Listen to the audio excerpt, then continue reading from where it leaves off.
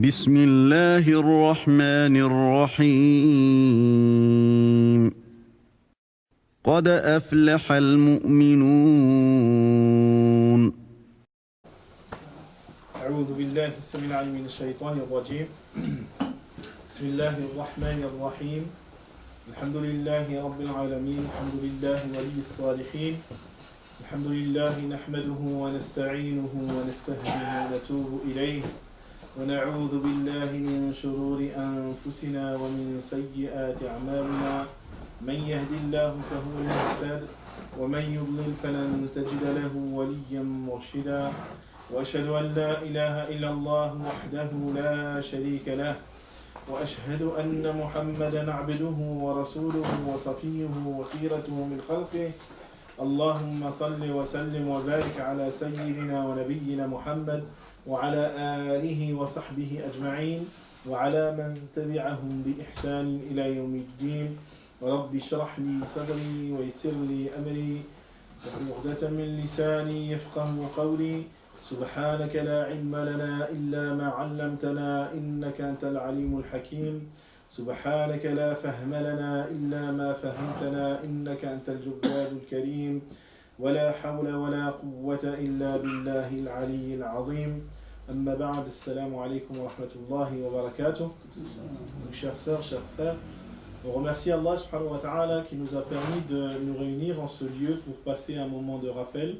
Un moment dans lequel, alhamdoulilah, les mérites et les récompenses sont grandes, puisque le prophète, alayhi salatu wa salam, nous dit Majtama'a qawmun fi baytin min buyutillahi yatluna kitab Allah wa yatadarasunahu baynahum illa nazzalat alayhim as-sakinah wa ghashiyatuhum ar-rahma wa haffathum al-malaika wa dhakarahum Allah fi man 'indah.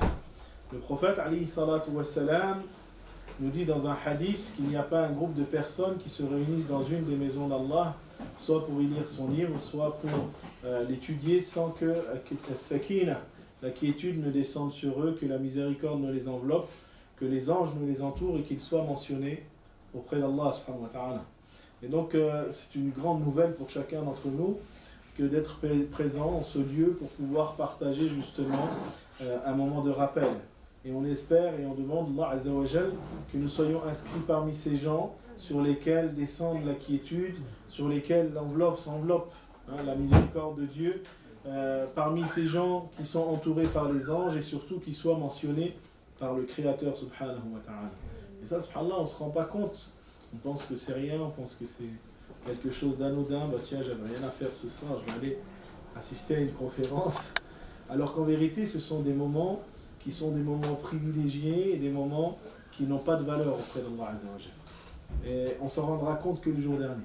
Quand Allah subhanahu wa ta'ala nous fera voir la valeur de ce moment, on dira Ya laytani, ô pauvre de moi, si seulement j'avais fait plus d'efforts pour assister à plus de rencontres de ce genre, et si j'avais fait plus d'efforts pour être encore plus dans le rappel de Dieu. Et c'est pour ça qu'on ne peut pas commencer cette rencontre sans au préalable remercier celui qui nous a permis d'être là, à savoir Allah subhanahu wa ta'ala. Parce qu'il n'y a pas un bienfait par lequel nous sommes touchés sans qu'il ne provienne de Dieu. Allah Azza wa Jalla nous dit Ma asabaka min hasanatin famin Allah wa ma bikum min ni'matin famin Allah. Allah Azza wa Jalla nous rappelle cette vérité dans le Coran lorsqu'il nous dit qu'il n'y a pas une bonne action qui t'atteigne sans qu'elle ne provienne de Dieu. Et dans un autre verset, il dit vous n'avez aucun bienfait qui vous touche sans que son origine soit Allah subhanahu wa ta'ala. Et c'est pour ça qu'on remercie Allah Azza wa Jalla de nous avoir permis d'être présents. Parce que c'est pas nous qui avons décidé d'être là, mais c'est Allah subhanahu wa ta'ala qui a écrit cette rencontre et qui a écrit aussi le nombre et les personnes qui devaient être là aujourd'hui. Parce que c'est lui qui destine à qui il veut les bonnes actions et qui les inscrit parmi ses serviteurs. Et on remercie aussi nos frères et nos sœurs du centre islamique de Genève, des Eaux Vives, parce que Allah subhanahu wa ta'ala les a aussi utilisés pour qu'on fasse du bien. Et le prophète alayhi salatu wa salam nous dit que celui qui ne remercie pas les gens n'a pas remercié Dieu. Et donc on demande à Allah Azza wa Jal que ce soit pour eux une source de bienfaits et de récompenses pleinement pesée le jour de la résurrection, que ce soit une source de joie et de liesse lorsqu'ils rencontreront leur Seigneur. Alors, on m'a invité donc, pour parler avec vous sur le thème de ce que ça veut dire être croyant dans un contexte contemporain, qu'est-ce que ça implique comme compréhension et comme réalisation et mise en pratique dans notre quotidien. Et donc on va essayer, Inch'Allah, de passer un peu de temps. Je ne vous dis pas que je vais vous donner tous les éléments de ce que ça veut dire, mais donner quelques pistes déjà dans la compréhension de qu'est-ce que l'iman et de sa réalité et de sa mise en pratique, et surtout comment nous, on va pouvoir arriver à cette réalité-là. Parce que le plus important, c'est pas de savoir qu'est-ce que l'iman, bien que c'est important de le savoir, mais c'est surtout de savoir est-ce que nous, on fait partie de mu'minin dans un contexte tel que le nôtre, parce que la foi, elle transcende l'espace, elle transcende le temps, et donc à partir de là, Allah Azza wa Jalla, on va voir qu'il en a donné une définition, son prophète Aslam en a donné une définition, et surtout, cette réalité de la foi, elle se traduit par, justement, on va voir une façon d'être, une façon de s'exprimer, une façon de se comporter, et par des états qui sont des réalités du cœur et qui témoignent justement de la réalité de la foi. Alors, quand on parle de la foi, l'iman, être croyant, déjà, qu'est-ce que la foi? C'est une question qu'il faut se poser. Qu'est-ce que la foi? Qu'est-ce que la foi, tiens, mon frère, pour toi? Qui ça? Toi? Non, Non, je sais pas. Pour toi, c'est quoi la foi? La foi, c'est déjà de l'avoir en soi-même, Mhm. être en sérénité avec son Seigneur aussi. Après, d'être croyant, de croire à l'invisible Mhm. aussi, d'être, je sais pas, après des fois, s'ils peuvent intervenir. Oui, c'est bien. Si vous avez des propositions, bismillah, ma soeur. Oui. Ah, que c'est là. Je pense que c'est la conscience, la certitude qu'on est là grâce à Allah Voilà. et que tout vient de lui et tout retourne vers lui. Non. C'est ça. La foi, c'est... Non. La foi, en islam, c'est croire en Dieu. C'est croire. Déjà, oui, effectivement. Si on parle de croyant, de foi, il y a la notion de croire. En Dieu, c'est pas en fait qu'ils sont libres aussi. Alors, c'est fait de croire en Dieu, en ses prophètes, en ses livres, en ses messagers, comme nous a été expliqué par le prophète, alayhi salatu wa salam, dans le hadith célèbre, hadith Jibril, quand Jibril vient le voir, il lui dit « Fa'akhbirni anil iman » et informe-moi au sujet de ce qu'est la foi. Et le prophète il a dit « An tu'mina billahi wa malaikatihi wa kutubihi wa rusulihi wal yawmil akhiri wa an tu'mina bil qadari khayrihi wa sharrihi » Donc, lorsque Jibril questionne le prophète alayhi salam sur qu'est-ce que la foi, il lui répond c'est le fait de croire en Dieu, au jour dernier, en ses anges, en ses livres, en ses messagers et au destin qu'il soit bon ou mauvais. Hein, ça c'est la définition qu'on donne dans cet interrogatoire que reçoit le prophète alayhi salam à Jibril. Mais la foi de manière générale, effectivement, on parle de croire. Hein, c'est le fait de croire.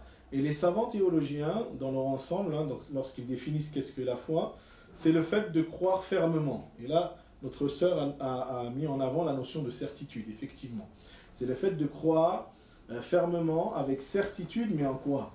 En tout ce qui a été rapporté de la part de notre prophète, alayhi salatu wassalam, mais à quelles conditions? Est-ce que le musulman il doit croire à tout et n'importe quoi? Est-ce que moi, il suffit que j'ai dit, le prophète a dit, donc vous allez me croire? Non, on s'est libre. On est libre. Oui, mais même le Coran, c'est le prophète qui a récité le Coran. Oui. Hein? Mais de manière générale, restez global. Ouais. Est-ce que je vous dis, qala ar-rasoul alayhi salatu wa salam, que les éléphants sont roses? Ouais. Par exemple. Ouais, c'est vrai, c'est vrai. Mais il y a des gens qui peuvent venir et dire ça. Hein. Donc, est-ce qu'on va croire tout le monde à partir du moment qu'on dit le prophète a dit? Qu'est-ce qu'il faut comme condition? Il faut vérifier que c'est la chaîne de transmission. Non, c'est ça. Lorsqu'on parle de l'iman, c'est le fait de croire fermement et avec certitude en ce qui nous a été rapporté de la part du prophète, alayhi salatu wassalam, mais quoi? Mais qui a été authentifié et confirmé comme étant quelque chose qui fait partie de la religion. Hein, de façon à ce qu'on ne puisse pas introduire et mettre dans la religion et dans la foi des croyances qui sont basées et construites sur du faux. Hein, Notre foi, elle ne se construit pas n'importe comment, mais elle se construit sur des informations qui ont été vérifiées. Le Coran, il est mutawatir, c'est-à-dire qu'il n'y a aucune raison de remettre en question son authenticité, vu la multiplicité du nombre de rapporteurs et des chaînes de transmission qui existent. De même, le hadith, il y a donc des hadiths qui sont mutawatir, d'autres qui le sont un peu moins, mashhur, d'autres qui sont ahad. Donc en fonction de l'authenticité du texte que l'on va avoir dans la sunna du prophète, alayhi salatu wa salam, et ben ça va donner une force probante ou pas à l'élément dont on doit croire. D'accord? Donc, dans ce sens-là, effectivement, la foi, c'est le fait de croire en Dieu et ce que ça implique.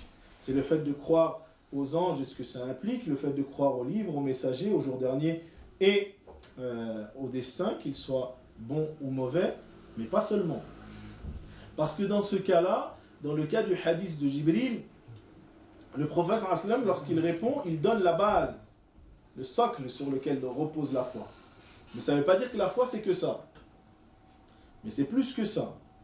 La foi aussi, c'est le fait de croire, donc avec fermeté et certitude aussi, au caractère obligatoire par exemple de la prière, du fait de donner la zakat, du fait d'accomplir le hajj, de jeûner le mois de Ramadan, et toutes les prescriptions, le fait d'ordonner le bien, d'interdire le mal, de prendre soin de sa famille lorsqu'on est chef de famille, des responsabilités qui nous incombent au sein de nos familles. Tout ça font partie des prescriptions que Dieu nous a révélées à travers ses écrits et qui font partie de la foi. Mais c'est aussi croire au bien fondé du fait que Dieu nous a interdit certaines choses pour notre bien. Et ça aussi, avoir la foi. C'est de ne pas douter et de croire fermement que si Dieu il a interdit une chose, c'est pour notre bien. Allah subhanahu wa ta'ala ne veut que le bien pour ses créatures.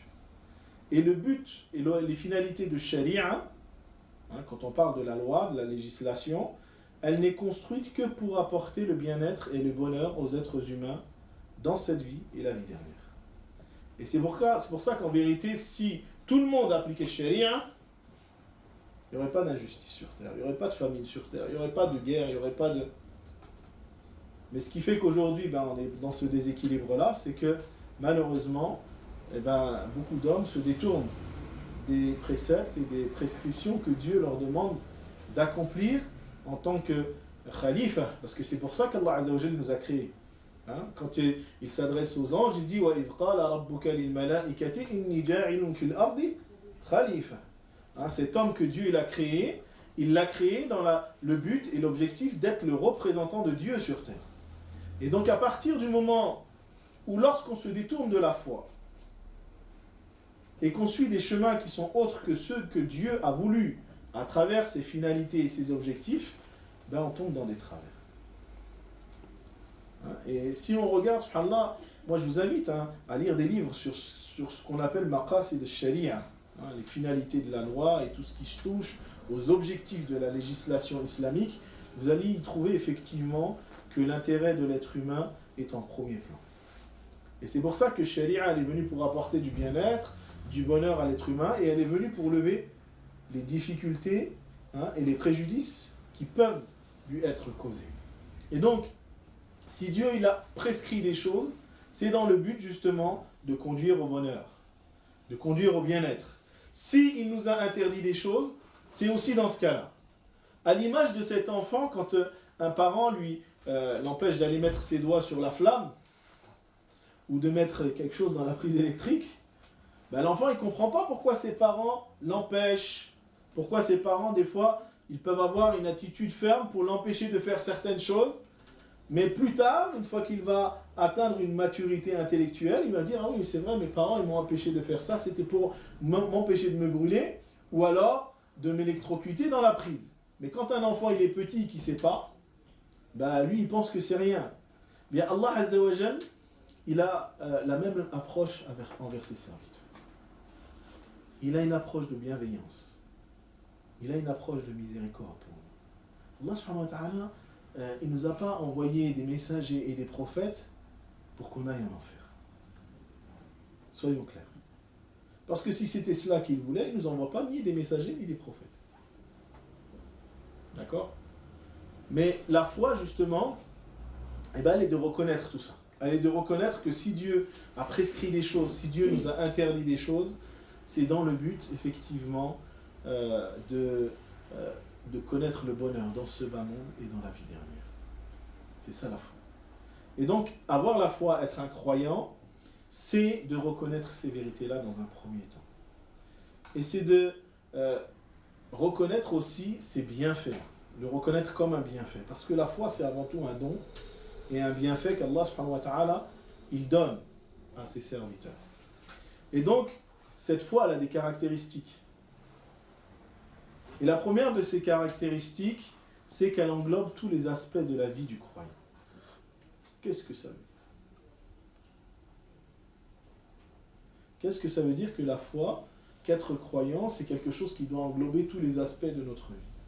C'est les prescriptions religieuses, la pratique, mais je pense aussi c'est le comportement. Bien sûr, c'est ça. 50% de la foi, c'est le bon comportement. Et que, où est-ce qu'on va le trouver? L'exemple du prophète. Alayhi salatu wa salam. Effectivement, ça veut dire que tout ce que l'on fait, que ce soit les actes cultuels, à proprement dit, les actes d'adoration, la prière, Qul inna salati wa nusuki, dit ma prière ainsi que mes actes d'adoration. Si on considérait que la foi c'était juste le cultuel, le verset il s'arrêterait là. Mais qu'est-ce qu'il nous dit Allah subhanahu wa ta'ala derrière? Qul inna salati wa nusuki. Après wa mahyaya wa mamati lillahi rabbil alamin. La sharika lah wa bidhalika umirtu wa ana awwalul muslimin. Allah subhanahu wa ta'ala nous demande de faire ce témoignage. Dis ma prière, mes actes de dévotion, mais même ma vie et ma mort appartiennent à Dieu, le maître de l'univers, auquel je n'associe rien. C'est en cela qu'on m'a demandé de me soumettre, et je suis le premier à le faire. Vous voyez? Allah subhanahu wa ta'ala nous dit que la dimension de la foi, elle ne s'arrête pas uniquement à la dimension cultuelle, de la pratique cultuelle, de la prière, du jeûne, mais c'est quelque chose qui englobe toute la vie du croyant. Et d'ailleurs, la preuve, c'est que le prophète sallam, il confirme cela dans un hadith. Il nous dit que cette foi, pourtant il l'a dit dans le hadith de Jibril, que la foi, c'est le fait de croire en Dieu, en ses anges, en ses livres, en ses messagers, au jour dernier, au destin qu'il soit bon ou mauvais. Et Jibril il dit, sadaqt, tu dis vrai, c'est ça la foi. Et si on s'arrête juste à ce hadith, on pourrait que penser que être croyant, ben, ça signifie seulement le fait de croire en Dieu, en ses anges, en ses livres, en ses messagers, au jour dernier et au destin qu'il soit bon ou mauvais. Sauf que les savants nous expliquent que cette parole du prophète, alayhi salam, comme je l'ai dit tout à l'heure, elle vient pour exprimer sur quel socle repose la foi. C'est-à-dire que sans cette base, il n'y a pas de foi. Mais c'est de la foi en Dieu que découle la foi aux prescriptions et le fait de se comporter dans nos comportements et dans nos attitudes, donc conformément à ce que veut Dieu, et de s'éloigner de ses interdits parce qu'on croit en Dieu et qu'on aime Dieu et qu'on ne veut pas le décevoir. Et tout le reste, d'accord? Et le prophète il confirme que cet état de foi, ce n'est pas un état stationnaire, mais c'est un état qui se compose d'une multitude d'affluents qui ont pour but et pour viser d'atteindre ce qu'on appelle l'ihsan, l'excellence dans la foi. D'ailleurs, dans le hadith de Jibril, c'est la question qui suit l'iman. Derrière, il dit فَأَخْبِرْنِي عَنِ الْإِحْسَانِ. Informe-moi au sujet de ce qu'est l'ihsan. Et il dit l'ihsan, l'excellence dans la foi, c'est le fait d'adorer Dieu comme si tu le voyais. Car si tu ne le vois pas, sache que lui, il te voit. Et ce qui est intéressant dans ce hadith, c'est que dans cette partie-là, Jibril ne dit pas sadaqt. Quand il l'informe au sujet de l'islam, que le prophète lui dit qu'est-ce que l'islam, Jibril lui dit sadaqt. Quand il lui dit iman, informe-moi au sujet de ce qu'est l'iman, le prophète répond et Jibril dit sadaqt. Et quand il l'informe au sujet de ce qu'est l'ihsan, quand il le questionne, à ce moment-là, Jibril ne dit pas sadaqt. Est-ce que vous pensez que c'est anodin, c'est un oubli de sa part? avec toute la mise en scène qu'il y a auparavant. Vous connaissez le hadith, il est célèbre. Alors Omar il dit voilà, alors qu'on se trouvait auprès du prophète un jour, à ce moment-là, un homme est apparu à nous, il avait des vêtements d'une intense blancheur et une chevelure d'une intense noirceur. Aucun de nous ne connaissait cet homme.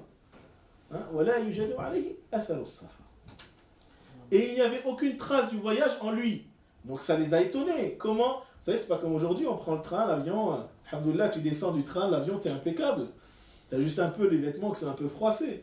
À l'époque du prophète sallam, quelqu'un qui faisait un voyage, il arrivait à destination, il était plein de sable, parce que il traversait le désert à dos de monture ou des fois à pied, et donc c'était un voyage qui était fatigant. Il arrivait décoiffé, il n'était pas frais comme on peut voir aujourd'hui. Et donc ça a interpellé les compagnons qui connaissaient quand même les traces de celui qui avait fait le voyage, et pourtant il n'était connu de personne, cet homme. Et il va avoir une attitude assez étrange. Il va se rapprocher du prophète, il va s'asseoir, et il va coller ses genoux contre les genoux du prophète, et il va poser ses paumes sur les cuisses du prophète, et il va lui dire « Ya Muhammad ». Le compagnon dit « Mais on ne le connaît pas, comment il connaît qui est le prophète ?»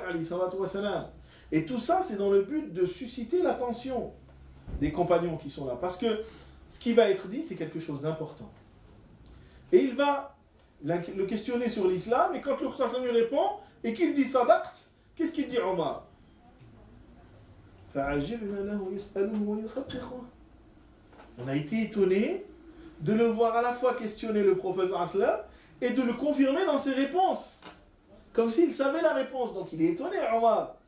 Et d'ailleurs, Omar, il dit à la fin du hadith, quand justement Jibril s'en va, alayhi salam, parce que lui, il ne sait pas que c'est Jibril au début. Il dit, je suis resté 3 jours à cogiter sur ce qui s'est passé. Et tellement que c'était une méditation et qu'il a réfléchi sur ça, que ça a attiré l'attention du prophète sur son état. Il s'est dit, Omar, il est en train de penser.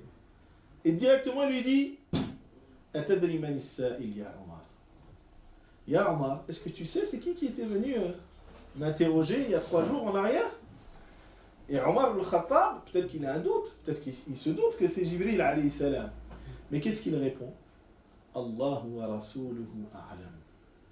Et c'est là où on voit l'expression, subhanallah, de l'excellence et de la bienséance que les compagnons avec le prophète alayhi salam.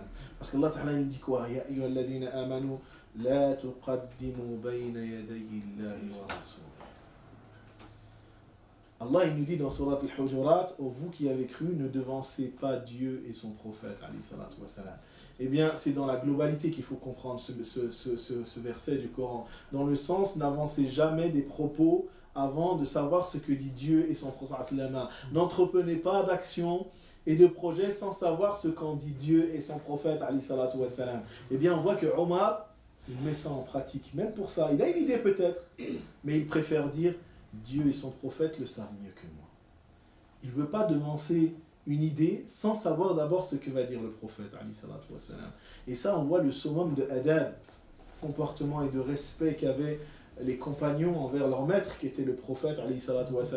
Et en parallèle, on voit aujourd'hui comment certains se comportent avec les gens du savoir, et ils sont là à les contredire, à les interrompre. On leur dit, toi tu es un mubtadi', toi tu es comme ça, toi, subhanallah.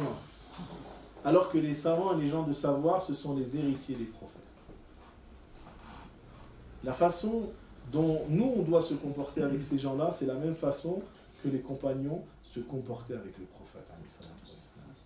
On n'a pas le droit d'élever nos voix au-dessus de la voix de ceux qui ont le savoir. On n'a pas le droit de devancer, sans avoir nous-mêmes une compétence avérée sur le sujet, un savant ou un homme de savoir sur une question.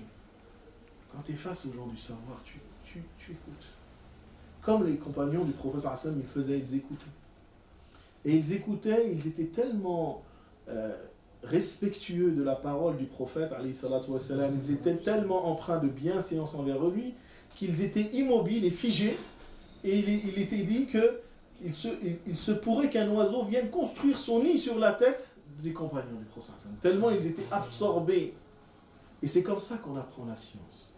C'est lorsqu'on est absorbé, qu'on fait preuve d'humilité devant les gens de savoir. Aujourd'hui, avec Cheikh Google et Moulay Ibn YouTube, les gens ils pensent qu'ils ont la science parce qu'ils ont regardé 2-3 conférences, lu 2-3 articles. C'est pas comme ça qu'on apprend la science.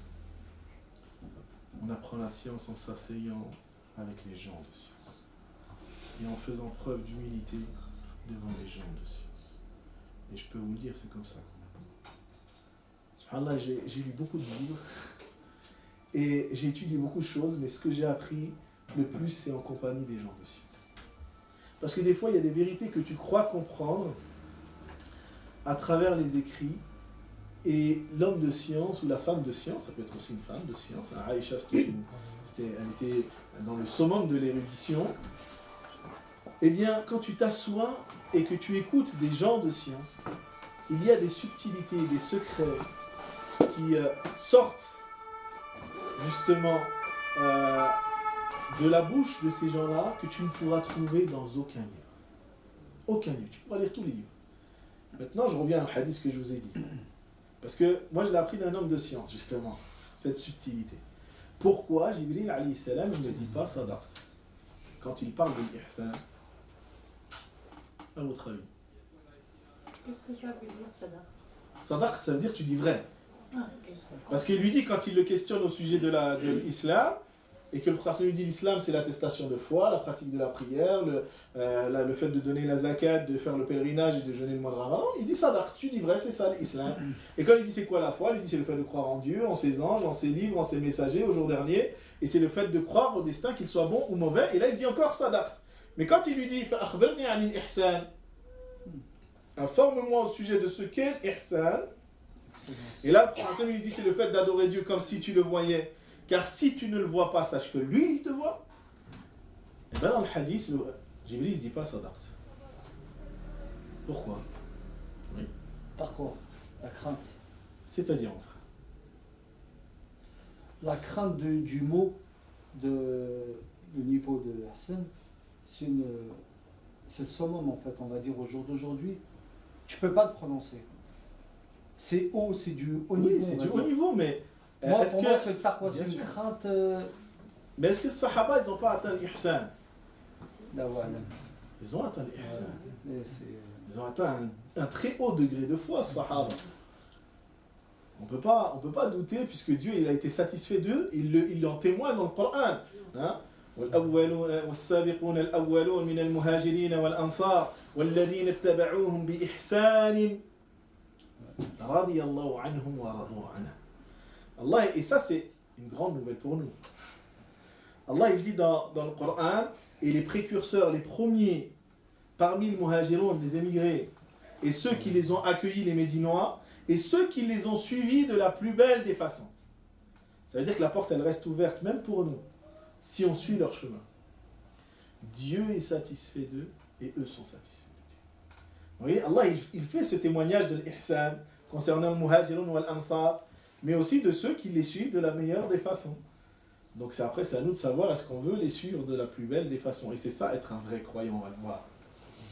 Mais revenons-en à ma question. Pourquoi Jibril il ne dit pas sadaq?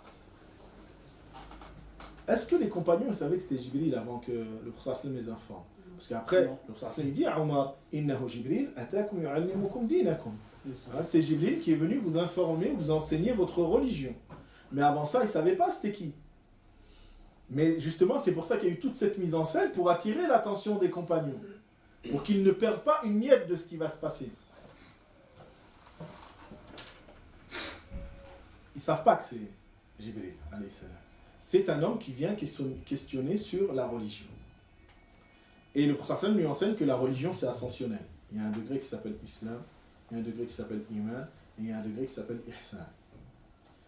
Et concernant l'Islam ou l'Iman, sur les piliers de l'Ihsan ou l'Iman, Jibril il dit sadaq. Mais pas sur l'Ihsan. Tout simplement pour nous expliquer qu'on ne peut atteindre le degré de l'Ihsan qu'en compagnie du prophète alayhi salam. Ben oui. On est loin. Parce que Jibril, les autres ne savent pas que c'est Jibril. Et s'il avait dit sadaqt, ça voudrait dire que Jibril, il connaît l'ihsan sans avoir fréquenté le prophète, alayhi salatu wassalam. C'est logique. Alors que l'islam, les bases de la foi, tu ouvres un livre de fiqh, tu sais ce que ça veut dire, comment pratiquer, on t'explique comment faire le wudu, on t'explique comment faire ta prière, même si c'est toujours mieux d'être accompagné, mais tu n'es pas obligé d'avoir quelqu'un qui atteint l'ihsan pour te montrer ce qu'est l'islam. Pareil pour les bases de la foi. La foi, tu comprends les bases de la foi sans être avec quelqu'un qui est très proche d'Allah subhanahu wa ta'ala et qui adore Dieu comme si tu le voyais. Il t'explique, ben écoute, la foi, c'est croire en Dieu. Qu'est-ce que ça implique croire en Dieu? C'est croire en son existence, croire à sifat al-kamaliyya, aux attributs de perfection et qu'il est obligatoire d'attribuer à Allah Azza wa Jal. C'est croire fermement qu'il est impossible d'attribuer à Dieu certains attributs justement qui sont des attributs d'imperfection, et croire qu'il est possible d'attribuer certaines choses à Dieu comme il est possible de ne pas les attribuer. Après, c'est pareil pour les anges, les livres, etc. D'accord? Mais l'ihsan, c'est pas théorique. Il faut le vivre. On ne peut parler de la familiarité de Dieu que ceux qui la vivent. On ne peut parler de la proximité d'Allah subhanahu wa ta'ala que ceux qui vivent cette proximité. Et le prophète alayhi salatu wa salam était celui qui était le plus proche de Dieu. Et celui qui était le guide. Allah ta'ala, il l'a envoyé pourquoi? Justement pour amener les gens à Allah subhanahu wa ta'ala. Dans Surat al-Ahzab, qu'est-ce qu'il nous dit Allah subhanahu wa ta'ala au sujet du prophète sallallahu alayhi wa sallam? Une de ses qualités, c'est quoi? وَدَاعِيًا إِلَى الْإِسْلَامِ إِلَى الْإِيمَانِ وَدَاعِيًا إِلَى اللَّهِ بِإِذْنِهِ. Allah il dit, en donnant une des caractéristiques du prophète sallallahu alayhi wa sallam, et tu es aussi un guide pour guider les gens vers Dieu, pour connaître Allah, par sa permission. C'est-à-dire que c'est Allah qui a accordé au prophète alayhi salatu wa salam cette spécificité de pouvoir guider les gens vers lui. Pas vers l'islam, pas vers l'iman, mais vers la connaissance d'Allah subhanahu wa ta'ala, vers l'ihsan. Tu veux connaître Allah subhanahu wa ta'ala, tu veux connaître sa familiarité et sa proximité. Le prophète alayhi salatu wa salam, il est l'exemple par excellence. لَقَدْ كَانَ فِي رَسُولِ اللَّهِ أُسْوَةٌ حَسَنَةٌ لِمَنْ كَانَ يَرْجُو اللَّهَ وَالْيَوْمِ الْآخِرِ وَذَكَرَ اللَّهَ كَثِيرًا. Vous avez en la personne du prophète alayhi salatu wa salam un exemple par excellence pour quiconque espère en Dieu au jour dernier et évoque Dieu fréquemment. Vous voyez, c'est ça la réalité. C'est-à-dire que tu veux goûter l'ihsan, il faut que tu sois avec le prophète alayhi salatu wa salam. Là, on parle de l'époque du prophète alayhi salatu wa salam. C'est-à-dire que les compagnons qui veulent atteindre l'ihsan, ça ne peut se faire que par la fréquentation du prophète alayhi salatu wa salam. Mais nous aujourd'hui, comment on doit comprendre la chose? On a dit que le prophète il avait des héritiers. Ouais, ça veut dire c'est avec les gens doués de science, comme les imams. Alors, les gens doués de science, mais quelle science? C'est la science. Parce que tu peux avoir... Vous savez, il y a des gens qu'on appelle des orientalistes, et qui parlent mieux l'arabe que toi et moi. Ils connaissent peut-être le Coran par cœur, et un nombre de hadiths que toi tu ne connais pas. Et ils ont étudié les sciences religieuses. Est-ce que ça fait pour eux... Est-ce que ça fait d'eux pourtant des gens qui sont proches de Dieu? Non. Parce qu'ils utilisent ces outils-là pour essayer d'être des détracteurs de l'islam, certains. Donc, quand on parle de l'ilm, c'est cette connaissance qui va faire que plus tu apprends, et plus tu te rapproches de Dieu, et plus tu es empreint de crainte, et plus tu vas connaître ton Seigneur. C'est ça la véritable science. Et c'est d'ailleurs telle qu'était définie la science dans les premiers temps de l'islam. C'était la connaissance de Dieu, de ses signes et de ses bienfaits sur ses serviteurs. C'est-à-dire que quelqu'un qui peut ne pas connaître le Coran par cœur, il peut être arifun billah. Il connaît son Seigneur. Il connaît son Seigneur. Vous voyez cet homme qui rentre, ce bédouin qui est en train d'écouter le prophète alayhi salatu wa salam, en train de réciter Surat al-Zalzala, et qui entend les deux derniers versets qui disent فَمَنْ يَعْمَلْ مِثْقَالَ ذَرَّةٍ خَيْرًا يَرَهُ وَمَنْ يَعْمَلْ مِثْقَالَ ذَرَّةٍ شَرًّا يَرَهُ. Celui qui fait le poids d'un atome de bien le verra, et celui qui fait le poids d'un atome de mal le verra. Qu'est-ce qu'il dit ce bédouin? Est-ce que c'est vrai? C'est comme ça que ça va être le jour dernier? Il lui dit oui, c'est comme ça que ça va être le process. Qu'est-ce qu'il fait? Il prend ses mains, il prend sa tête comme ça, avec ses mains, il sort et il hurle. Il hurle de peur, de crainte. Qu'est-ce qu'il dit le prophète? Deux versets, hein, pas plus. Hein. Il n'a pas fait des études à Médine ou je ne sais où. Il est juste rentré, il a entendu deux versets, il est ressorti. Et le prophète il dit au sujet de cet homme, Faqih ar-rajul. Cet homme a compris. Il a compris la religion. Deux versets. Que si le bien qu'il va trouver, qu'il fait, il va le trouver auprès de Dieu.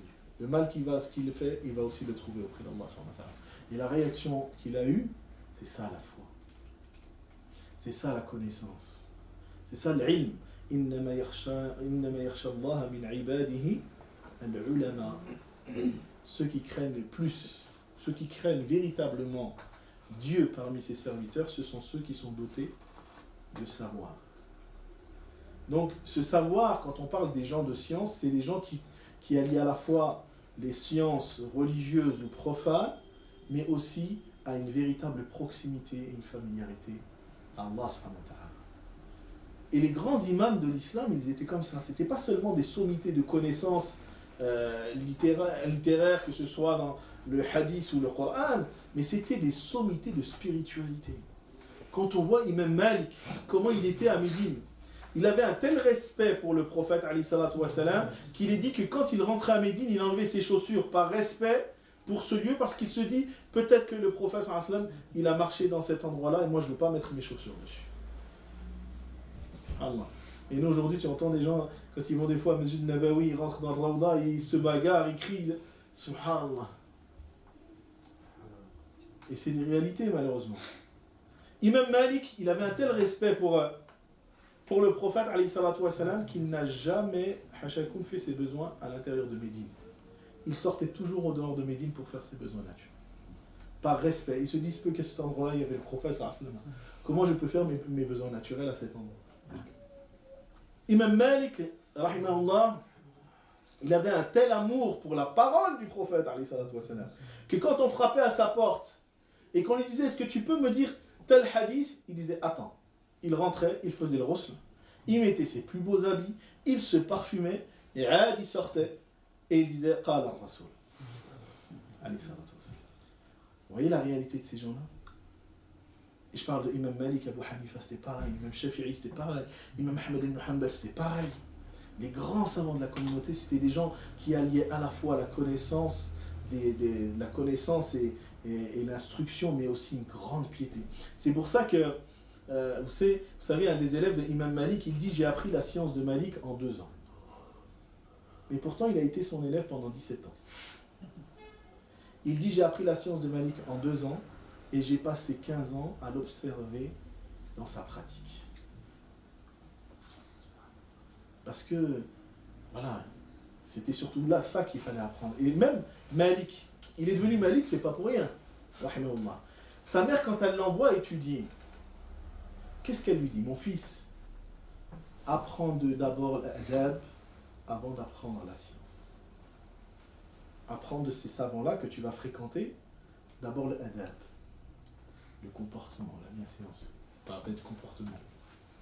Parce que c'est ça, une science qui n'est pas accompagnée de piété et de foi, c'est une science qui ne nous est pas profitable. Et c'est pour ça que le Prophète nous disait d'apprendre cette dua, Allahumma arzuqna ilman nafi'an. Au Seigneur, donne-nous une science profitable. Il n'a pas dit juste une science, mais qui nous soit profitable et utile pour ce bas monde et la vie dernière. Et la meilleure des sciences, c'est d'apprendre à connaître Allah subhanahu wa ta'ala. Et ça, c'est une science qui est abordable à tout le monde. De l'illettré jusqu'au plus savant dans les sciences, quelles qu'elles soient. Et c'est pour ça que Abu Hamid al-Ghazali, par exemple, lui, il estime que la vraie science, c'est celle-ci.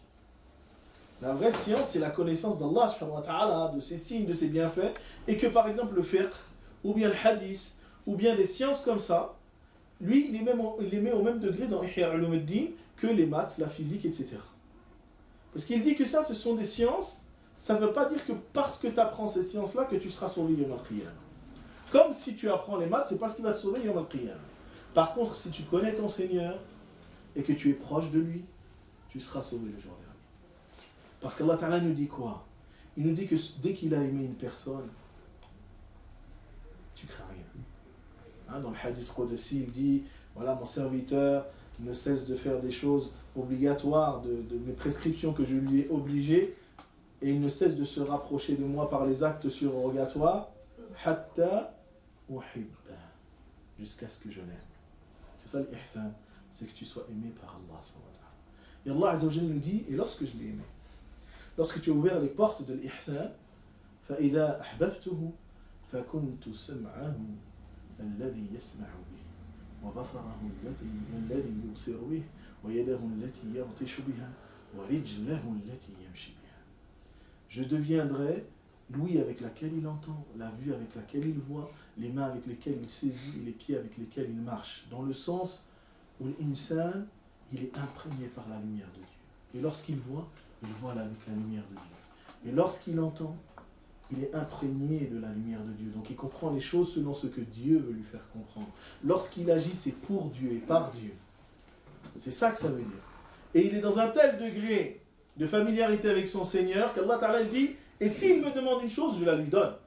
Allah, il se fait le devoir de donner à cette personne.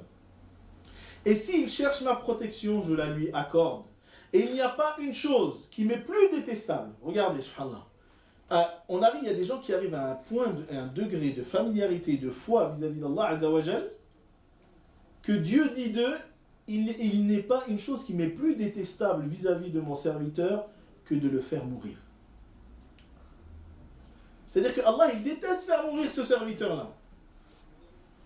Parce que mon serviteur n'aime pas la mort, et moi je ne veux pas contrarier mon serviteur. Sauf que Dieu en a fait une règle, c'est pour ça.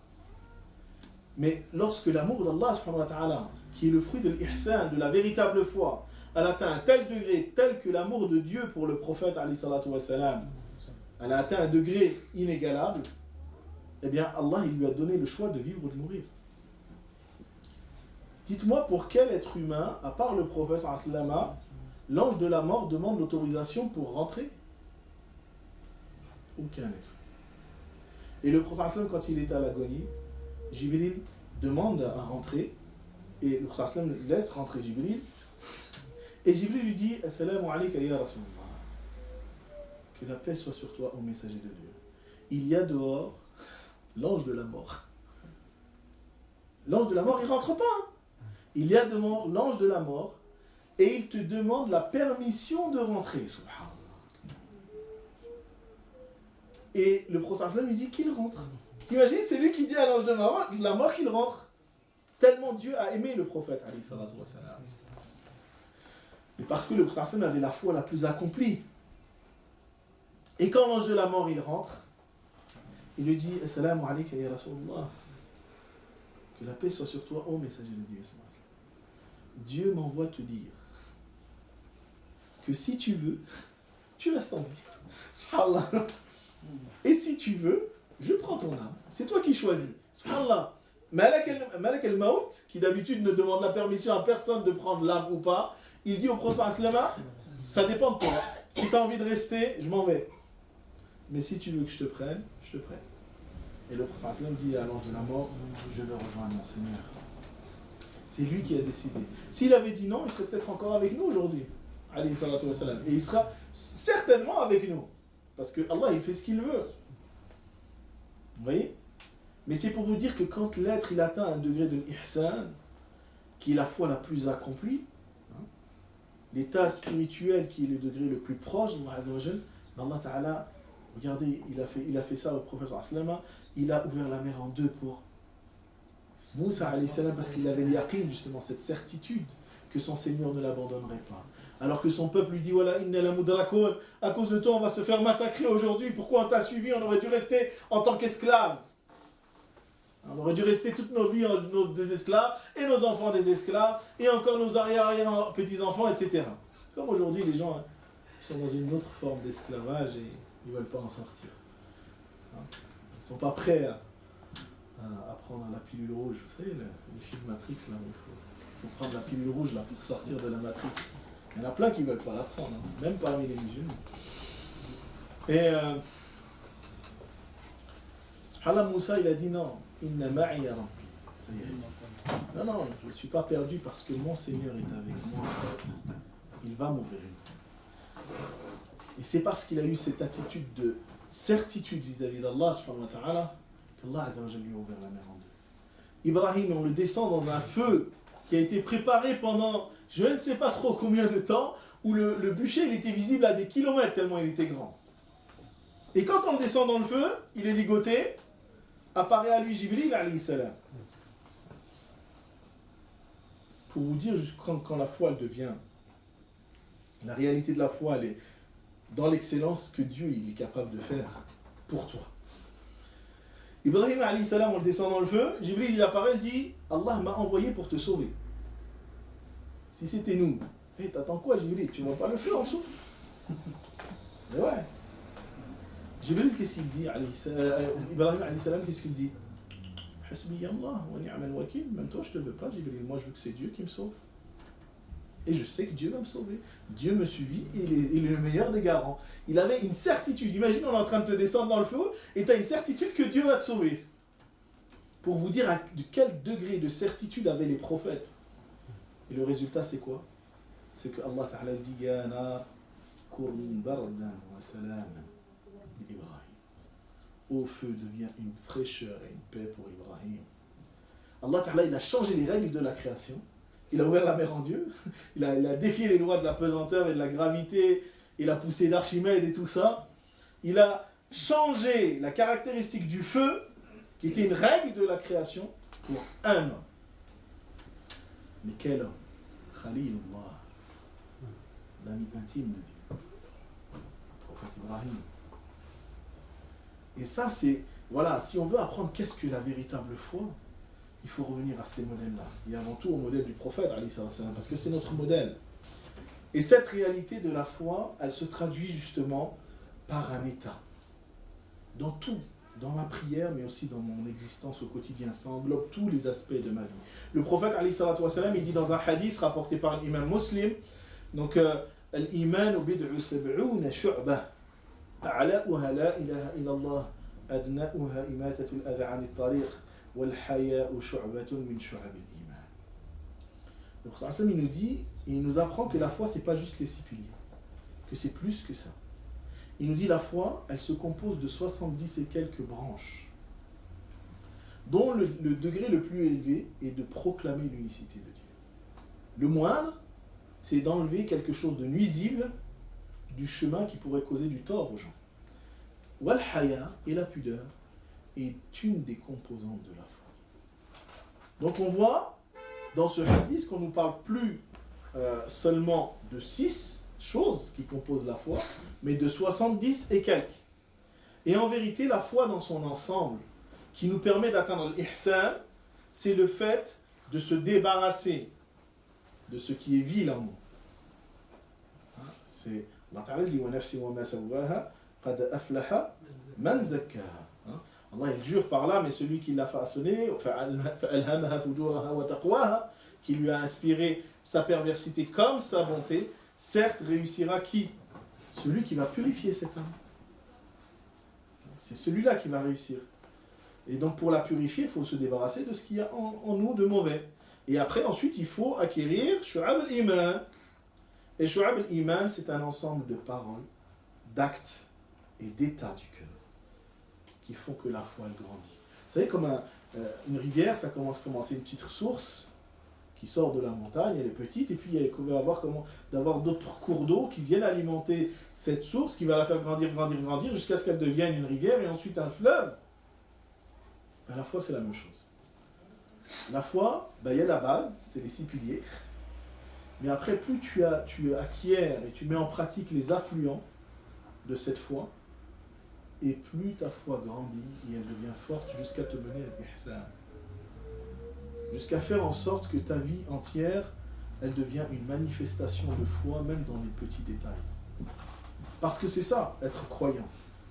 c'est faire de sa vie un rappel perpétuel de Dieu. Que tout ce que tu fais, jusqu'à enlever ce qui peut nuire du chemin, devienne un acte dans lequel tu recherches la proximité de Dieu. Oui. C'est ça, avoir une foi complète. Avoir une foi complète, c'est d'arriver à cet état où tout ce que tu dis, tout ce que tu fais, tout ce que tu ressens, c'est pour Dieu et pour rechercher la satisfaction de Dieu.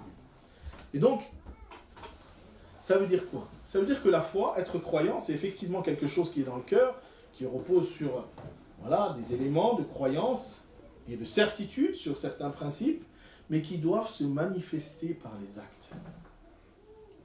C'est ce que dit Imam al-Bukhari ou Imam al-Shafi'i, al-iman ma waqa'a fil qalb wa saddaqahu al-amal.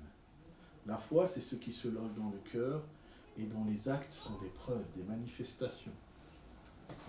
Et c'est pour ça que le prophète, il ne dit pas que le musulman le plus accompli, avec la foi la plus complète, c'est juste celui qui fait la prière ou... Non, il dit celui qui a la foi la plus accomplie parmi les serviteurs de Dieu, ce sont ceux qui ont le meilleur caractère. Parce que c'est facile d'adorer Dieu quand tu es seul. Mais quand tu es en contact avec les gens et que tu es exposé à leur mauvais comportement ou à leurs mauvaises attitudes ou leurs mauvais propos, c'est là que tu es capable de savoir si ta foi elle est solide ou pas. C'est dans ta façon d'agir, dans les états que tu vas nourrir à l'intérieur de toi. Est-ce que c'est quand on te fait du mal, tu réponds par le mal? Est-ce que tu es jaloux? Est-ce que tu as de la rancœur et de l'animosité envers les gens? Parce que le prophète nous dit que la rancœur et la foi ne peuvent pas cohabiter dans un même cœur. Donc c'est facile de dire je suis croyant quand je suis tout seul. Mais combien il est dur de prétendre à cette foi quand on est confronté aux situations à l'extérieur avec les gens. Et c'est pour ça que Allah Ta'ala n'a jamais séparé la foi des bonnes œuvres. Alladhina amanu wa amilu s-salihat sont ceux qui ont cru et qui pratiquent les bonnes œuvres. Parce que c'est facile de prétendre à la foi juste avec la langue. Mais Allah subhanahu wa ta'ala va nous éprouver pour savoir si cette foi elle a la hauteur et elle a la prétention de ce qu'on dit. Et c'est pour ça que on ne peut pas se prétendre croyant si dans nos attitudes et dans notre façon de faire, quand on est avec les créatures de Dieu, on agit en non-conformité avec ce que Dieu veut. Parce qu'en vérité, ton contact avec les autres, c'est une épreuve. C'est une épreuve, c'est une mise à l'épreuve et à l'examen de ta foi, de ta conviction. Dieu il te demande de toujours agir dans l'excellence. Idfa' billati hiya ahsan. Agis toujours de la plus belle des façons. Et tu verras celui qui avait de l'animosité envers toi devenir un allié chaleureux. Allah Ta'ala nous demande d'être toujours et débat avec eux de la plus belle des façons, en parlant des gens du lieu. Allah subhanahu wa ta'ala nous dit wa ahsinu dans les œuvres, wa ahsinu inna Allah yuhibbul muhsinin. Et ça se traduit par quoi? Par justement cette retenue, ce contrôle. Avoir la foi, c'est savoir justement agir comme il faut et quand il faut dans toutes les circonstances.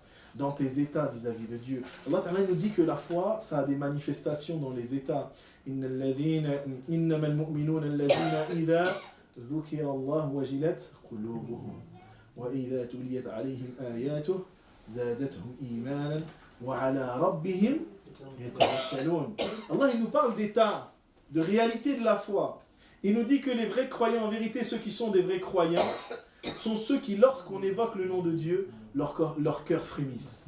Là, c'est un indicateur pour nous. Dans quel état on est quand on mentionne le nom d'Allah? Est-ce qu'on est dans cet état de frémissement ou est-ce qu'on est dans un état d'insouciance? Ou alors ça ne nous fait rien. Mais Allah, il nous dit « innama ». C'est-à-dire que la particule, vous savez, la particule en arabe de « inna wa akhawatuha », je ne sais pas si vous avez étudié la langue arabe, mais c'est une particule qui vient pour certifier une chose si on en a un doute. C'est-à-dire que certes, ceux qui sont croyants, si vous avez un doute de qui est un croyant, moi je vous explique qui est un croyant. C'est ça que ça veut dire. Allah Ta'ala est en train de dire, moi je vous explique ce qu'est un croyant. Un croyant, les croyants, ce sont ceux qui, lorsqu'on mentionne le nom d'Allah, leur cœur frémisse. Dans le sens de la foi accomplie. Ça ne veut pas dire que celui qui n'a pas le cœur qui frémit, il n'a pas de foi. Mais ça veut dire qu'il n'a pas encore atteint la complétude dans la foi. Ce n'est pas encore un croyant vrai. Il lui reste encore du travail à faire sur sa foi pour pouvoir vivre cette complétude dans la foi. Donc, il nous dit quoi? C'est un état du cœur. Que quand on parle d'Allah, les cœurs ils frémissent. Que quand on récite les versets d'Allah, leur foi augmente. Et ce sont ceux qui s'abandonnent à Dieu. Vous voyez, des états. Mais derrière aussi, le Prophète nous apprend que ce n'est pas que des états. Il y a d'autres états aussi. Le Prophète nous dit, vous ne serez pas de véritables croyants jusqu'à ce que vous m'aimiez plus que tout, plus que vos parents, plus que vos enfants, plus que vos biens. Vous voyez? Un jour, Omar il vient voir le prophète, alayhi salatu wa salam, il dit, Ya Rasulallah, je t'aime plus que mes parents, je t'aime plus que mes enfants, je t'aime plus que mon argent. Il n'y a pas de problème avec ça. Mais j'arrive pas à t'aimer plus que moi. Et là, le prophète lui dit, Ya Omar, je jure par celui qui tient mon âme entre ses mains, tu ne seras pas un véritable croyant, dans le sens, un croyant accompli, tant que tu ne m'aimeras pas plus que tout, et même plus que toi-même. Et là, Omar, il part, il réfléchit, puis après il revient voir le prophète en disant, Ya Rasulallah, maintenant je t'aime plus que tout, et même plus que moi-même. Et le prophète lui répond quoi? Al-an ya Omar, al-an. Maintenant, ya Omar, maintenant tu es un vrai croyant. Et qu'est-ce que ça veut dire aimer le prophète plus que tout, et même plus que soi-même? Ça veut dire que même si nous, on a envie de faire une chose et que le prophète nous a interdit de le faire, on ne le fait pas par amour pour le prophète et des enseignements qu'il nous a laissés. Et même si on déteste faire une chose, mais que le prophète nous a demandé de le faire, eh ben on le fait parce qu'on préfère ce que le prophète nous a demandé de faire. C'est ça, aimer le prophète plus que soi. Et c'est ça la réalité de la foi. C'est de faire en sorte que nos passions et nos désirs, comme le disait le prophète, vous ne serez pas de véritables croyants jusqu'à ce que vos penchants soient conformes à ma tradition. C'est-à-dire que tout ce que tu fais, tout ce que tu entreprends, toute ta manière d'être, elle est conforme à ce que veut le prophète. C'est pour nous dire à quel point c'est pas aisé d'atteindre la complétude dans la foi, et encore moins aujourd'hui dans un contexte comme le nôtre. Mais c'est une nécessité, puisque si on veut l'agrément de Dieu, si on veut le paradis, si on veut la récompense, eh bien il faut qu'on s'attache au chemin que le prophète nous a demandé de suivre. Et donc pour arriver à cette réalité dans un contexte qui est comme le nôtre, eh bien il faut déjà s'attacher à ces traditions-là, que ce soit le discours coranique et le discours prophétique, et d'en faire une vraie référence dans ma construction. C'est-à-dire que quand j'agis, mon premier modèle et mon exemple, c'est ce que dit Dieu et son prophète. C'est pas ce que dit un tel ou un tel. Vous savez, une fois, je parlais avec un frère et je lui disais, mais Allah et son prophète, il dit ça. Il me dit, oui, mais tel savant, il dit ça. Je dis, mais moi, je te dis, Allah et son prophète, ils disent ça. Oui, mais tel savant, il dit ça. Vous voyez? On a placé des fois, même quel que soit le degré d'érudition d'un savant, il n'aura jamais la place ni de Dieu ni de son prophète. Tu ne peux pas comparer. Imam Malik, il disait, si vous trouvez un hadith qui contredit ce que je dis, pourtant c'est Imam Malik, et prenez mon avis et jetez-le contre le mur. C'est-à-dire, n'en tenez pas compte, parce que la parole de Dieu et son prophète, elle passe avant tout. Et nous, aujourd'hui, des fois, on place des paroles de personnes, des fois qui sont même des autodidactes, hein. C'est même pas des gens qui sont forcément des érudits en la matière, et on va en faire des références dans la construction de notre orientation en tant que personne croyante. Et après, on s'étonne qu'il y a des travers, on s'étonne qu'il y a des réalités qui vont nous décevoir par la suite. Notre modèle, c'est Dieu et son prophète. Après, bien sûr, les savants, ils sont là pour nous éclaircir ces textes-là. Mais, quoi qu'il en soit, les savants, les vrais savants, ce sont ceux qui nous amènent à nous conformer à ce que dit Dieu et son prophète. Ce n'est pas des gens qui vont t'amener à faire autre chose. Soyons clairs. Et donc, non seulement il faut s'attacher aux sources scripturaires pour construire cette foi et devenir un vrai croyant dans un contexte comme le nôtre, Et combien il est difficile aujourd'hui d'être un vrai croyant dans un contexte comme le nôtre. Mais c'est une réalité que le prophète nous a informé, dont il nous a informé. Il dit viendra un temps où le fait d'être croyant sera plus dur que de tenir une braise dans ses mains. C'est ce qu'il nous a dit. Il ne nous a pas caché. Il nous a pas. Vous savez, c'est comme les gens qui vendent un produit, ils ne disent pas les défauts. Non, le prophète nous a dit clairement attention, on va venir un jour, ça va être compliqué. Mais qu'est-ce qu'il nous dit aussi? Mais ceux qui s'attachent à leur religion à ce moment-là, ceux qui font preuve de foi et qui s'attachent à leur foi, ils auront la récompense de 50 d'entre eux. Et les compagnons ont dit 50 d'entre eux? Ça dit non, j'ai bien dit 50 d'entre eux. C'est-à-dire qu'ils auront la récompense de 50 sahabis. Vous voyez, donc effectivement, oui, c'est peut-être un peu plus compliqué de s'attacher à sa foi aujourd'hui parce que tout nous appelle au consumérisme, tout nous appelle au matérialisme, tout nous appelle à ce bas monde et à être dans l'insouciance. Mais lorsqu'on s'extirpe de cette insouciance-là pour s'inscrire dans la foi, la récompense, elle est grande. Et donc, ça vaut le coup quand même. La récompense de 50 compagnons, c'est pas rien.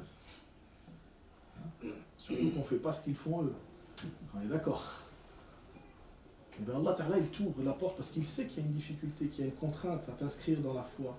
Mais quand tu t'efforces de t'inscrire et d'aller à contre-courant, dans un contexte qui te pousse à tout sauf à être dans la foi, et bien la récompense, elle est grande. Mais pour ce faire, il faut s'attacher à nos sources, même si toutes les références d'aujourd'hui, c'est tout sauf nos sources. Il faut savoir aller à contre-courant. Après, quand je dis aller s'attacher aux sources, c'est pas de manière littérale, comme certains le font. Ouais, c'est comme ça, c'est ce que dit le prophète dans le texte. Donc, hop, c'est comme ça qu'on applique. Non, il faut chercher les finalités de ce qui est voulu par un texte et les objectifs de chaque texte qui est mentionné, que ce soit dans le Coran ou dans la Sunna, pour savoir le mettre en pratique de la meilleure des façons dans un contexte qui est le nôtre. Hein? C'est pas... je vais aborder les textes de la même manière qu'on a pu les aborder au 7e siècle dans la péninsule arabique. Soyons clairs. C'est pas comme ça qu'on doit comprendre ni le Coran ni la Sunna. On doit comprendre le Coran et la Sunna dans ses finalités et l'appliquer dans un contexte qui est aujourd'hui différent, qui est celui du 21e siècle, en Europe, avec un contexte malheureusement d'islamophobie et de rejet du musulman. Donc forcément, ça implique d'autres défis, d'autres difficultés. Et notre objectif dans le fait de faire parvenir les gens à la foi, c'est pas de les faire désespérer et qu'ils trouvent que la religion c'est trop dur et qu'ils n'y arrivent pas et qu'ils finissent par abandonner. C'est pas ce qu'on veut de nos frères et de nos sœurs, mais on doit les accompagner vers l'ihsan. Et c'est pour ça que quand on parle d'acquérir la foi dans un contexte comme celui-ci, s'attacher au texte, c'est important, mais il faut qu'il y ait une progressivité. Il faut y aller doucement. Il faut commencer et il faut qu'il y ait aussi une priorisation. Il faut commencer par la base. C'est pas tu vas commencer à me parler de la barbe alors que tu fais même pas ta prière. Ou alors tu portes le voile. Aujourd'hui c'est devenu pour certains une mode d'être voilé alors que c'est des gens qui prient même pas. Commence par la base. Déjà, où est-ce que tu en es dans ta shahada? Quand tu dis la ilaha illallah, est-ce que vraiment la ilaha illallah est dans ton cœur? Si tu dis, quand tu dis Muhammad Rasulullah, est-ce que vraiment, alayhi salatu wa salam, tu as compris ce que ça implique, le fait de dire ces deux attestations, dans ta réalité, dans ton engagement, dans ton acceptation et ta soumission? Quand tu te lèves pour faire la prière, comment t'es? Allah Ta'ala, quand il nous parle des vrais croyants, c'est quoi leur état dans la prière? Alladhina hum fi salatihim khashi'un. Le khushu'. C'est pas que tu es en train de penser à ce que tu vas faire comme course après la prière. Hein? Ou à quel endroit tu vas partir en vacances. Non.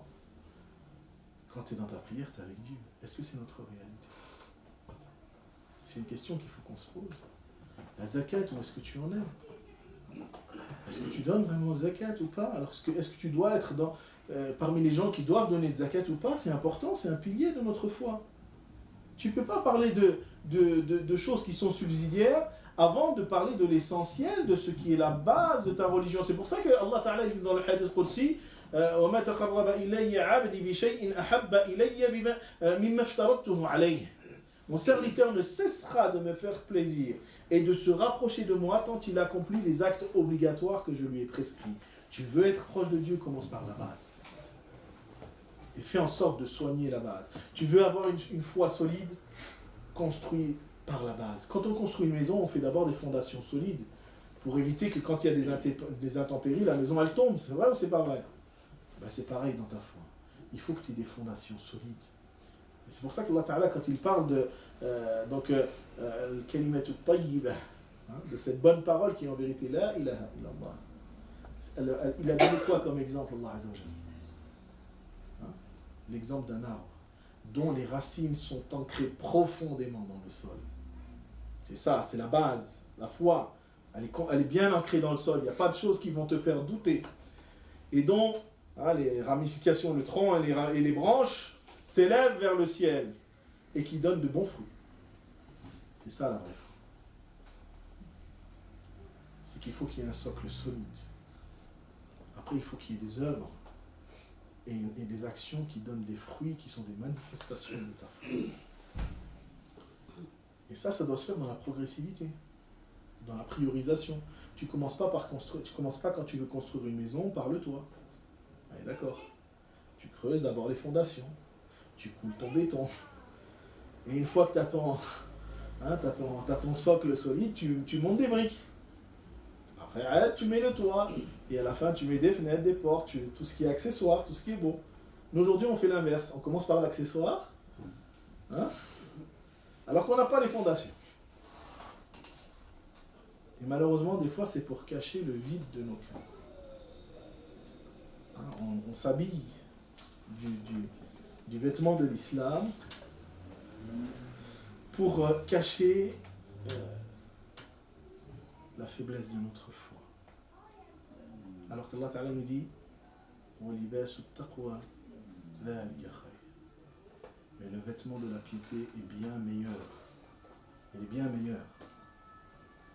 Et donc, quand on parle de la foi, être un croyant dans un contexte comme le nôtre, c'est s'attacher au principe, bien sûr, à la lumière des explications de nos savants aujourd'hui pour nous aider à mieux vivre notre foi dans notre contexte.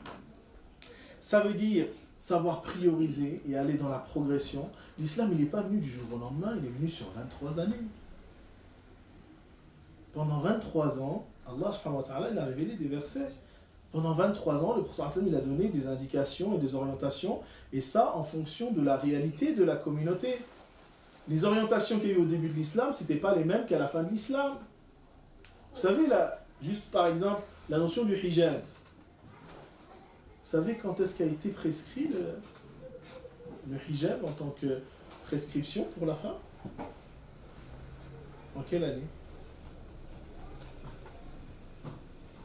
C'est important de le savoir. À votre avis, tiens mes sœurs, vous qui êtes les premières concernées, quand est-ce que la prescription du hijab a été prescrite dans l'islam? Pas d'idée? Mes frères, vous avez une idée? 2 ans avant la mort du prophète. J'allais dire 22. 21 ans. C'est-à-dire que pendant 21 ans, il n'y avait pas de prescription qui parlait du hijab pour la femme. Et c'est au bout de 21 ans que le verset du hijab a été révélé. Pour montrer qu'il y avait bien des choses avant, prioritaires. Et c'est pour ça que quand la prescription elle vient, les femmes musulmanes, elles ont atteint cette maturité spirituelle. Et dès que la prescription elle arrive, il a été dit, subhanallah, que al-Fadl, la mère de Abdullah ibn Abbas, elle était là, dès qu'elle entend le verset, elle s'assoit, elle ne bouge plus. Et elle dit à son fils, va me chercher un voile. Je ne ferai pas un pas de plus dans la désobéissance de Dieu. C'est-à-dire que leur cœur, il était tellement plein de foi que pour eux, il n'y a même pas à discuter. Vous voyez, c'était un état d'accomplissement. Et aujourd'hui, des fois, nous, on met des pressions à nos jeunes sœurs ou à nos sœurs pour qu'elles mettent le hijab, alors qu'on ne leur a pas appris avant à aimer Dieu. Et donc, des fois, il arrive que des sœurs mettent le hijab parce qu'elles sentent une pression ou parce qu'elles pensent que c'est une priorité dans leur cheminement. alors que ça ne l'est pas. Et on les pousse à négliger des choses qui sont essentielles. Leurs parents. C'est plus important que le hijab, les parents. La prière et toutes les prescriptions qui vont avec. Il faut savoir prioriser. Si tu veux que ta foi elle soit accomplie, si tu veux aujourd'hui que ton identité spirituelle devienne ferme dans un contexte qui est difficile comme aujourd'hui, ben il faut revenir à la base déjà et construire une base solide. Après, il faut aussi un équilibre. Parce que comme je vous ai dit, la foi, c'est pas que c'est des états, c'est des actions, c'est des propos. Et il faut que le croyant, pour qu'il se construise sainement, qu'il ait un équilibre sur 3 axes. Awalan, le premier de ces axes, c'est la connaissance, le savoir. Parce qu'on n'adore pas Dieu par ignorance. Il faut connaître ce qu'on a le droit de faire, ce qu'on n'a pas le droit de faire, ce qui est obligé de faire, ce qui n'est pas obligé de faire. La base, au moins. C'est pour ça que le professeur nous dit que la recherche de la science est un devoir qui est musulman. Ce n'est pas dans le sens qu'il devienne un savant, mais qu'il connaisse les principes essentiels de sa religion. Il sache comment faire ses ablutions, ce qui les annule, ce qui les invalide. Il sache comment faire sa prière. Tous les actes comme ça, cultuels ou temporels, qui connaissent les limites de ce qu'il peut faire et ce qu'il ne peut pas faire. C'est obligatoire. Parce que comment on va pouvoir se construire sainement si on ne connaît pas les limites de ce qu'on peut faire? Deuxième chose, c'est l'adoration. Et les actes d'adoration et les exercices spirituels. Parce que c'est ce qui va donner une âme. Un corps sans âme, c'est un corps mort. Donc même si tu connais des choses, mais que tu n'entretiens pas ta spiritualité, comme je dis, il y a des orientalistes qui connaissent plus de choses que nous, c'est pas pour autant qu'ils sont plus proches de Dieu que certains musulmans qui ne connaissent absolument rien. Et troisième axe, c'est l'action. Parce que Dieu n'a jamais séparé la foi des œuvres. Et donc, c'est 3 choses qui sont interdépendantes. Tu ne peux pas adorer Dieu, tu ne peux pas être dans l'adoration de Dieu comme il faut sans science, et tu ne peux pas faire accomplir les bonnes œuvres aussi sans science. Et ces œuvres ne prendront vraiment de valeur que si tu l'accompagnes par la spiritualité. Parce que plus ta relation à Dieu elle devient profonde, plus tes œuvres deviennent sincères. Et quand tes œuvres elles deviennent sincères, elles sont acceptées par Allah.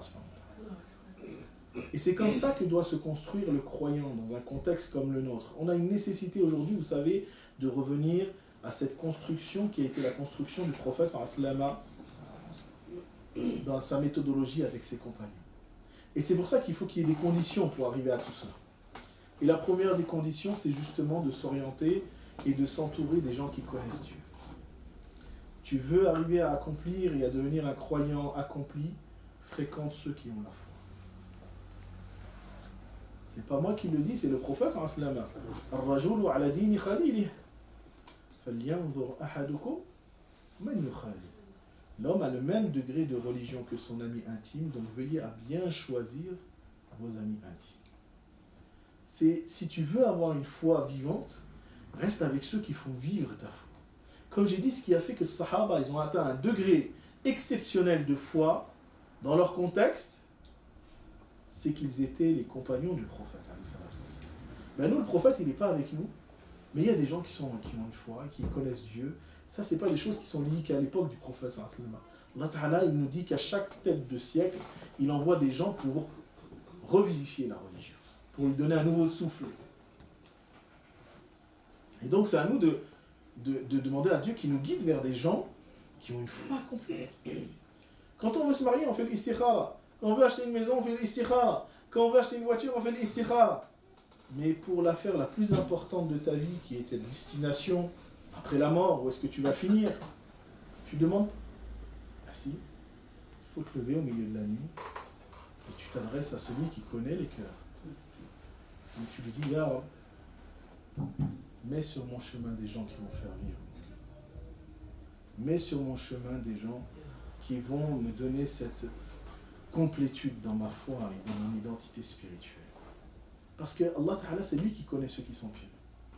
Allah Azza wa Jalla nous dit فَلَا تُزَكُّوا أَنفُسَكُمْ هُوَ أَعْلَمُ بِمَنِ اتَّقَى. Et ne vous purifiez pas vous-même, car seul Dieu connaît ceux qui sont pieux. Nous, on ne sait pas, c'est Allah Ta'ala qui connaît la réalité des cœurs des gens. Et il se peut qu'une personne, vous pensez qu'elle est pieuse, alors qu'il est fasiq, ou elle est fasiq. Et il se peut qu'une personne, vous pensez qu'il est asi, qu'il est désobéissant, alors qu'il est proche d'Allah subhanahu wa ta'ala. On ne sait pas. Et c'est pour ça qu'il faut s'adresser à celui qui connaît l'état des cœurs, à savoir Allah Azza wa Jal. Comme on fait l'istikhara pour se marier, pour ne pas se tromper, mais tu ne demandes pas à Allah Ta'ala qu'il t'oriente vers ta réussite concernant ta destination finale, c'est important. C'est vital, c'est essentiel pour ton devenir. Mais ça ne suffit pas. Avoir un bon environnement, c'est vrai que c'est ce qui permet d'avoir une foi accomplie, et nous aider à arriver à cette réalité de la foi accomplie. Mais il faut aussi qu'au quotidien, nous ayons du rappel. Ce qui fait vivre nos cœurs. Parce que le rappel, c'est ce qui apaise le cœur. C'est ce qui donne vie au cœur. C'est ce qui donne cette... Vous savez, c'est un peu le carburant qui nous aide à aller vers cet objectif qui est l'ihsan. Si vous n'avez rien qui vous rappelle Dieu dans vos journées, si vous ne vous imposez pas dans vos journées des moments où vous êtes avec Allah, il ne faut pas vous étonner que vous n'arriverez pas à atteindre cet objectif.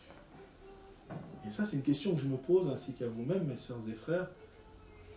Chaque jour, combien de temps je passe avec le Coran? Alors que le Coran, c'est la parole d'Allah. Comment je peux dire j'aime Dieu, mais je ne fréquente pas sa parole? Alors que le prophète me dit khayrukum khayrukum man ta'allama al-Qur'an wa 'allamahu. Le meilleur d'entre vous, c'est celui qui a appris le Coran et qui l'enseigne. Mais l'apprendre, c'est pas juste l'apprendre par cœur, c'est l'apprendre, le comprendre, le méditer, le mettre en pratique. Et appeler les gens à ce Coran. Donc il faut que je me pose cette question. Combien de temps je passe par jour dans l'évocation de Dieu, dans le dhikr? En sachant que le prophète me dit que, ou Allah Ta'ala même déjà avant, il dit que le dhikr, il apaise le cœur. والذين آمنوا وتطمئن قلوبهم بذكر الله ألا بذكر الله تطمئن القلوب. Ce sont ceux qui ont cru et dont les cœurs s'apaisent à son rappel. N'est-ce pas que le rappel de Dieu apaise le cœur? Donc dhikr, où est-ce que j'en suis? Alors que c'est l'acte d'adoration, le seul acte d'adoration dont Dieu n'a pas défini le nombre. Si ce n'est bil kathir.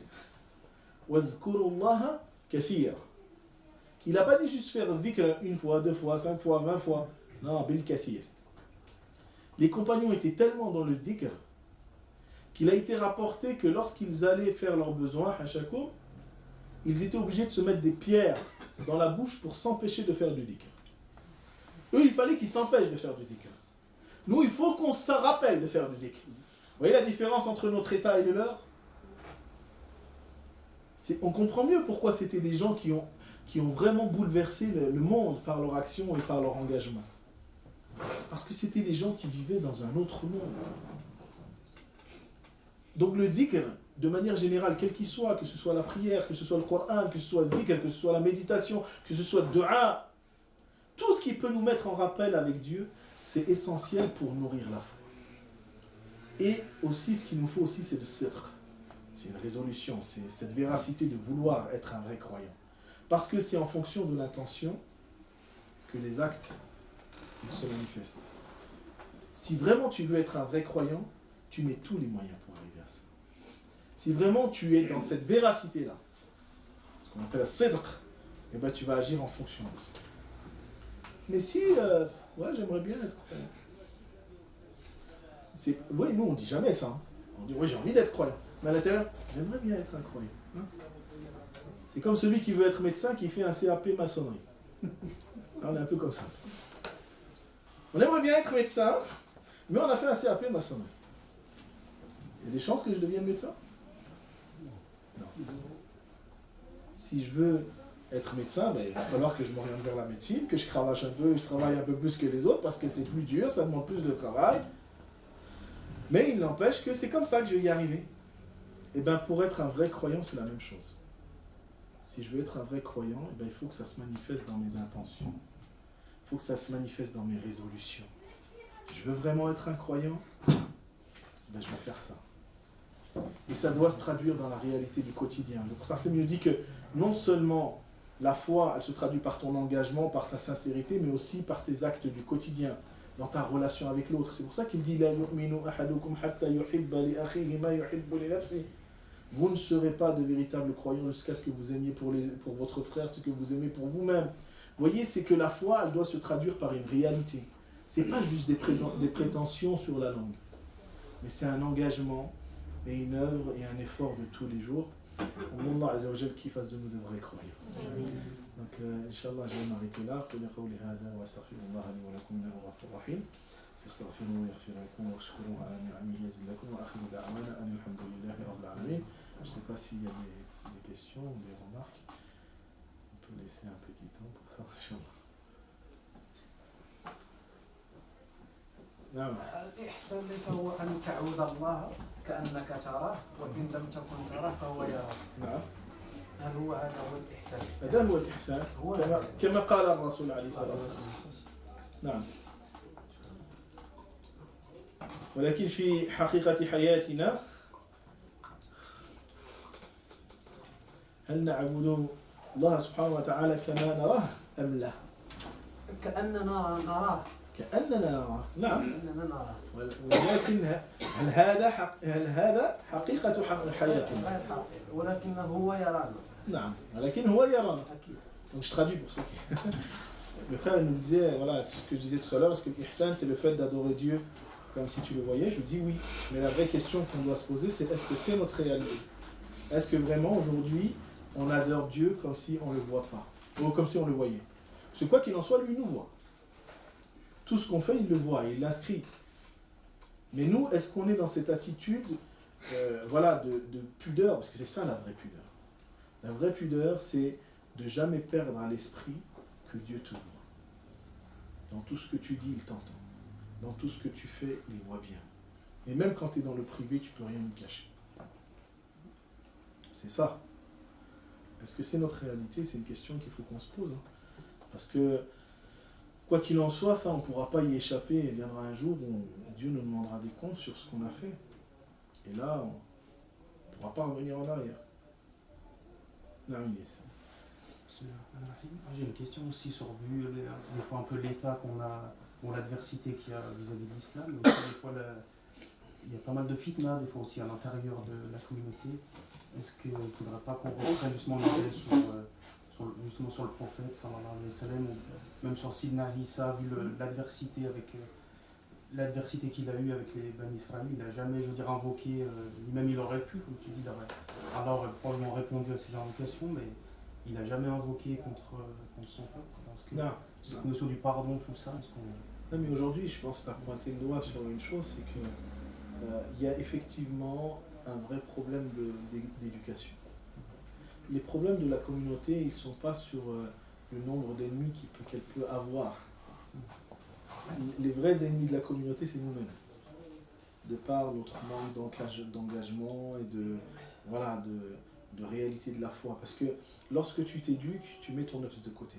Et tu mets la priorité sur le fait de servir les intérêts de la communauté. C'est ça, être un vrai croyant. C'est pour ça que le prophète nous dit que le vrai croyant, c'est celui qui va... vous ne serez pas de véritables croyants jusqu'à ce que vous aimiez pour vos frères ce que vous aimez pour vous-même. Donc c'est une réalité, c'est-à-dire que tu arrives à un moment où tu te détaches de ton nafs. Ton ego, c'est pas ce qui compte. Ce qui compte, c'est d'être au service de l'autre. Et de servir ton frère, et de vouloir pour lui le bien. C'est pas de vouloir avant tout satisfaire ton ego pour avoir du pouvoir, de l'autorité, ou je ne sais trop quelle maladie qui est dans le cœur en vérité. Et effectivement, je pense que oui, il faut revenir à la base. Il faut revenir à l'éducation, il faut revenir au fait qu'il faut travailler sur nos cœurs et apprendre à prendre de la distance avec nos égos pour servir Dieu et son prophète, vraiment. Allahu alam.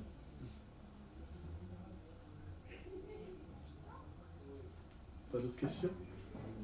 Alhamdulillah, mais s'il n'y a pas d'autres questions, je vous remercie pour votre patience. J'étais un peu long, je m'excuse. Donc si j'ai dit du bien, alhamdulillah, ça vient d'Allah. Et si j'ai dit des choses pas bien, c'est que ça vient de moi. Ne vous inquiétez pas. J'espère que vous m'en tiendrez par rigueur. أقول قولي هذا وأستغفر الله لي ولكم إنه غفور رحيم فاستغفروه يغفر لكم واشكروه على نعمه يزد لكم سبحانك اللهم وبحمدك أشهد أن لا إله إلا أنت نستغفرك ونتوب إليك اللهم علمنا ما ينفعنا ونفعنا بما علمتنا إنك أنت العليم الحكيم. اللهم أعنا على ذكرك وشكرك وحسن عبادتك. سبحان ربك رب العزة عما يصفون وسلام على المرسلين والحمد لله رب العالمين وبارك الله فيكم والسلام عليكم. بسم الله الرحمن الرحيم قد أفلح المؤمنون